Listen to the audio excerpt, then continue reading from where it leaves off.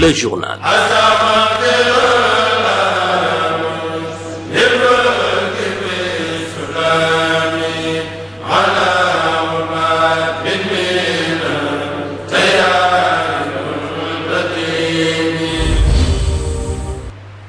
Mesdames et messieurs, bonsoir et bienvenue sur la première chaîne IPTV au Sénégal, Al Mouridia TV. Voici le journal. Au sommaire de cette édition, à l'instar de la communauté internationale, le Sénégal a célébré aujourd'hui la journée mondiale de la presse. Le nouveau code de la presse a été le point de mire des différentes rencontres.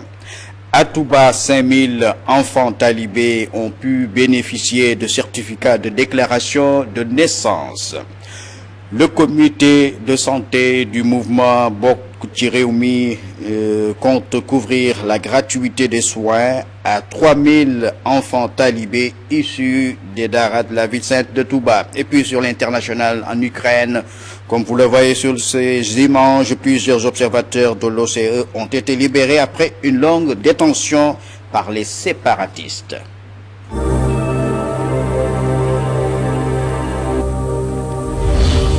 Journée mondiale de la presse a été célébrée ce 3 mai au Sénégal. Le SYNPICS, syndicat national des professionnels de l'information et de la communication, ainsi que d'autres organisations des médias, ont organisé une rencontre au Grand Théâtre à Dakar.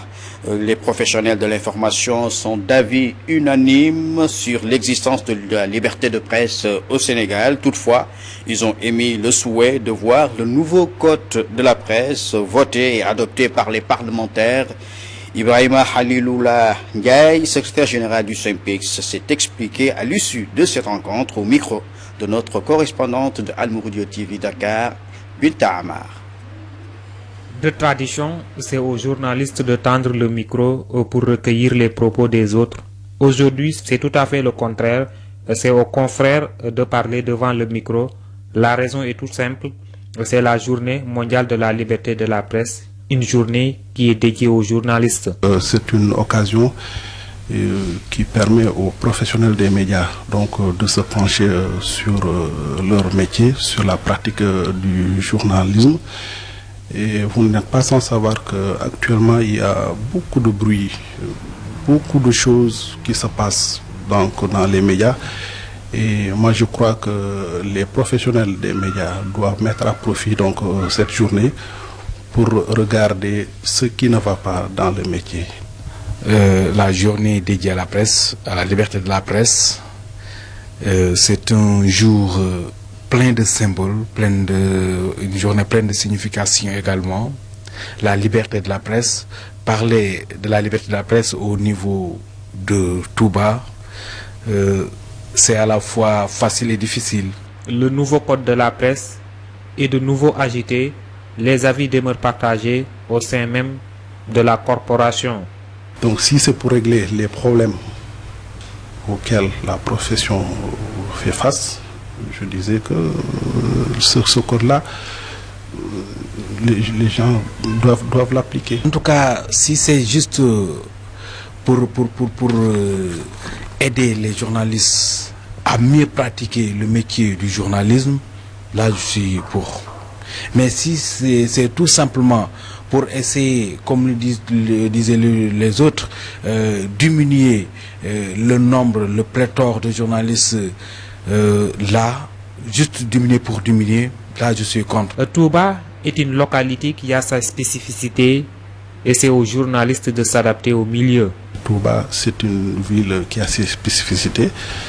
Donc le journaliste qui est affecté dans ce terroir pour travailler, donc il doit forcément s'adapter aux réalités du terroir. C'est ce que nous avons fait. Ici à Touba, on est à la fois entre l'enclume du politique et du marteau du religieux.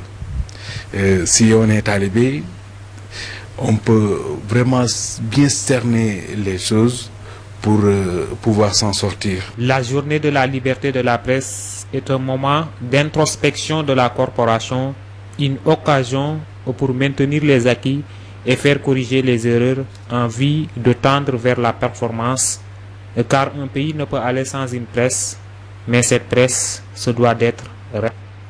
Une journée qui doit servir d'introspection pour la coopération des journalistes qui se sont donc prononcés, comme vous l'avez vu dans ces images, sur le nouveau code de la presse et dont les avis sont partagés.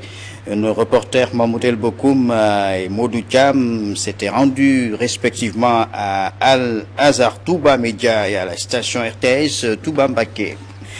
Parlons maintenant de social pour l'association Solidarité sans frontières en collaboration avec la communauté rurale de Touba mène des actions visant à trouver des pièces d'état civil aux enfants talibés qui n'en ont pas à Touba. Il faut le dire déjà, 5000 enfants talibés ont pu bénéficier de certificats de déclaration de naissance.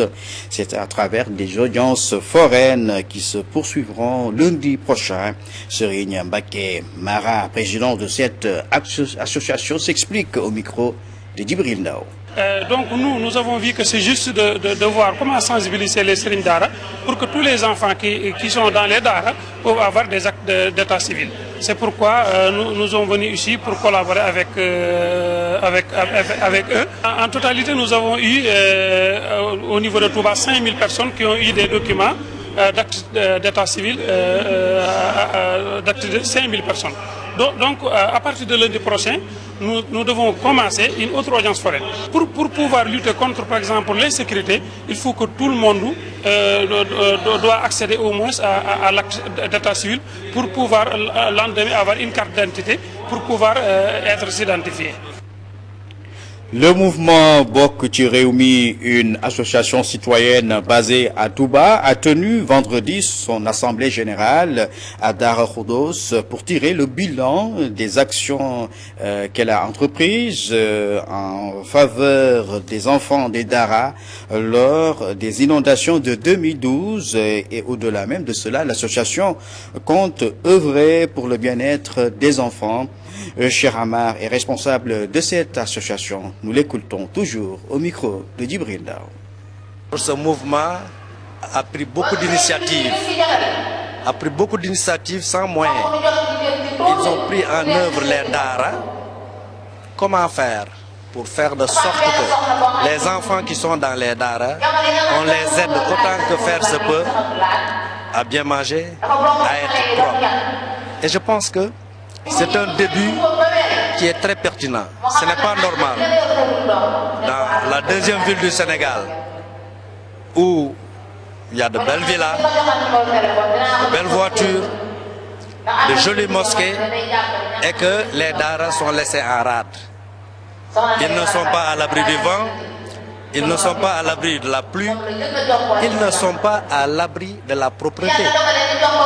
Donc, à qui la faute? Nous sommes tous responsables. Alors quand ces jeunes se mobilisent et créent leur mouvement, dénommé mouvement citoyen Bok ci Rewmi, et ils pensent à faire quelque chose avant de réclamer quoi que ce soit, ils ont attaqué les Dara, aidé les talibés à laver leurs habits avec leurs maigres moyens. Durant les inondations, ils ont pris l'initiative de sortir beaucoup de Dara et beaucoup de familles dans les eaux. Notez que le comité de santé du mouvement compte prendre en charge dans ses perspectives quelques 3000 enfants talibés pour une gratuité de soins. C'est en rapport avec les structures sanitaires de Touba. C'est dans le cadre de la couverture maladie universelle. Sohna Adama Fall, membre de cette cellule du comité de santé de cette association, nous l'écoutons.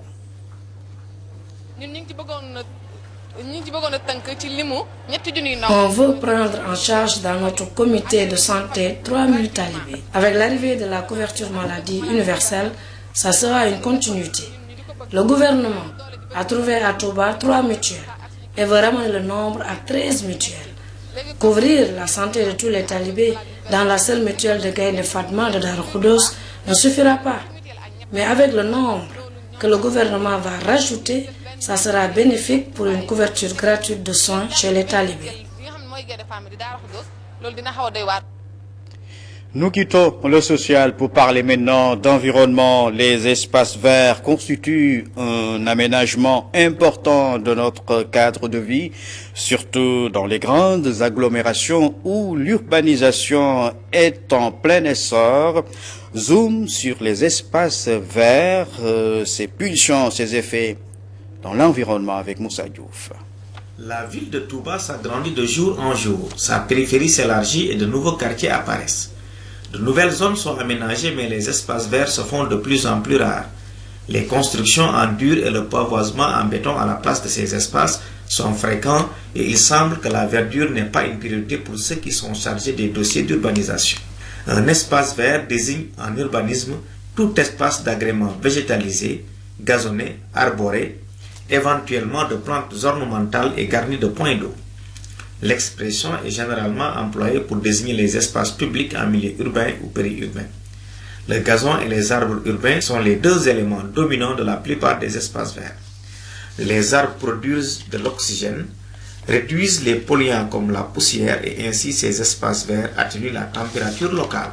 En tout état de cause, les espaces verts sont importants pour notre santé en milieu urbain, d'où la nécessité d'une planification de l'occupation de l'espace comme dans toutes les grandes villes du monde.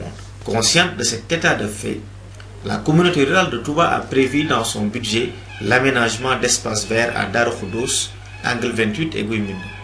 Ainsi, un programme d'aménagement d'espaces verts à Touba va beaucoup contribuer à la viabilité de l'environnement et à la santé des populations. À présent, un tour d'horizon de l'actualité internationale. Nous commençons en Syrie où les régions d'Alaouite sont source d'attaques rebelles dans ces zones favorables au régime de Bachar al-Assad. 2 attaques ont fait au moins 20 morts, dont 12 enfants. Vendredi, dans la province d'Hama, au centre du pays, l'armée syrienne aurait tué une 50aine de personnes dans des bombardements visant Alep, la principale ville du nord-ouest. En Ukraine, ce matin, les observateurs de l'OCE ont été libérés à Slovian, bastion pro-russe dont le maire autoproclamé a affirmé qu'il était ses invités. Le colonel Alex Cheveder a affirmé que les observateurs étaient heureux d'être enfin sortis et qu'ils étaient bien portants. Rappelons qu'il y a une semaine, 12 observateurs de l'OCE avaient été arrêtés et accusés d'espionnage par des milices pro-russes alors qu'ils participaient à une mission de vérification militaire. En Amérique, lors des premiers échanges à Washington, le problème ukrainien a été au cœur des discussions entre le président Barack Obama et la chancelière Angela Merkel. Face aux journalistes, les deux dirigeants ont menacé la Russie de sanctions si le président Vladimir Poutine persistait dans sa politique de soutien au groupe séparatiste russe.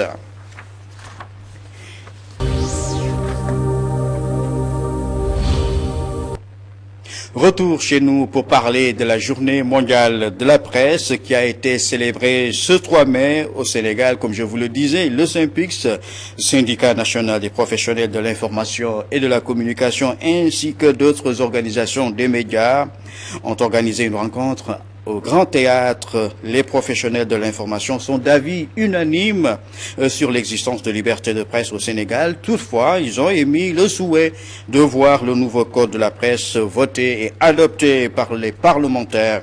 Ibrahima Khaliloula Ndiaye, secrétaire général du SYNPICS, s'est expliqué à l'issue de cette rencontre au micro de notre correspondante Al Mouridia TV de Dakar, Binta Amar.